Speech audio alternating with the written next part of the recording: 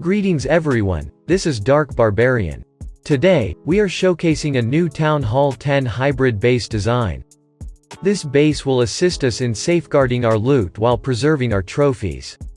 In the base analysis segment of the video, I'll be delving into the details of this base to give you a comprehensive understanding of its features, so that you can make an informed decision on whether it's worth making the switch. I'll catch you all after the speed build.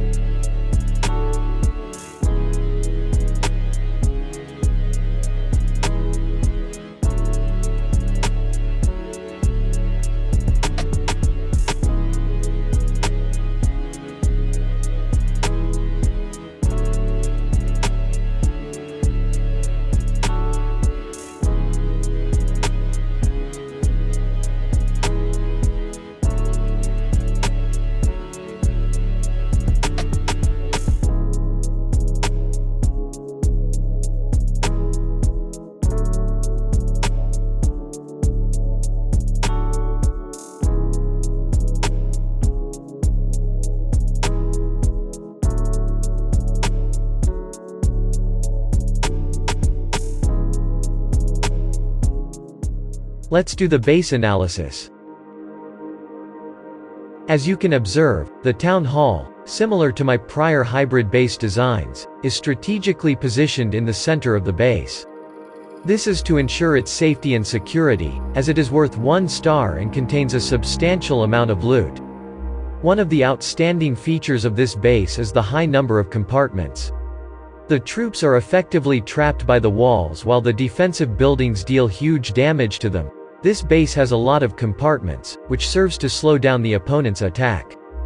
When it comes to defenses, they are strategically positioned to defend the entire base and reinforce its strength from every angle. The mortars are positioned on the outermost layer of defense and exterior region to guard against spam attacks, such as mass goblins, G-barch, and barch. However, their placement is not limited to just protecting the exterior buildings. They are strategically arranged to cover nearly the entire base. The air defenses are dispersed from each other to avoid being simultaneously destroyed by lightning spells. They are placed in distinct compartments, with their coverage area encompassing nearly the entire base, excluding the exterior buildings which do not require coverage. Their placement is complementary to the air sweepers, contributing to enhanced defense against air attacks such as lava loons and mass dragons. The wizard towers in the base are strategically placed for optimal coverage and protection. They are spread out to avoid being taken out at once, ensuring balance in the defense. These towers are positioned to defend both the central and outer defenses, and their range covers a large portion of the base. It is important to take note of the coverage of the wizard towers when building or acquiring a base, as their placement can greatly impact the effectiveness of the defenses. If only 2 or 3 defenses are covered in their range, it may be worth re-evaluating their placement. Archer towers are placed in each outer compartment at proper distances apart in order to protect the entire base from air troops, making it more effective against all types of attacks, both air or ground. Let's talk about bomb towers. We have 2 of these at TH10, and we have placed them in the core of the base. Its range includes defenses such as air defenses, X-bows, and air sweepers. Bomb towers have the special ability to work like giant bomb when they are destroyed and deal massive damage to the opponent's troops. Cannons are placed strategically to give a perfect balance to the base, so that defenses are evenly spread throughout the base. Inferno towers are pretty much the most important defense we have at Town Hall 10. So keeping them safe while making full use of their potential to increase the effectiveness of the base is our main priority. They are also well protected, and their range covers a lot of main defenses and important stuff like X-bows, Town Hall, Wizard Towers, Dark Elixir storage, and air defenses. You can change the mode of the Inferno Tower depending on the armies attacking you. Multiple mode is recommended for low hit point and high troop count armies like miners, bowlers, and witches, but single mode is recommended for stronger armies with high hit point and low troop count like golems, electro dragons, and pekkas. X-bows are well protected in these 3 compartments, and they are set to both ground and air because, as I saw before, I was targeted by both ground and air armies, so putting it to ground just for the additional range isn't really worth it. Archer Queen is placed strategically where she is paired with 2 air defenses to provide protection against a variety of air attacks like lava loon attacks. A queen paired with 2 air defenses can actually melt a lava hound in a few seconds. Now coming to storages, they are evenly placed in different compartments. Most beginner base builders make the mistake of placing all storages in the center and defenses in the outer compartments. So once the attacker breaks the compartment of defenses, they have access to all the loot. Which is not the case in this base because the storages are placed in different compartments.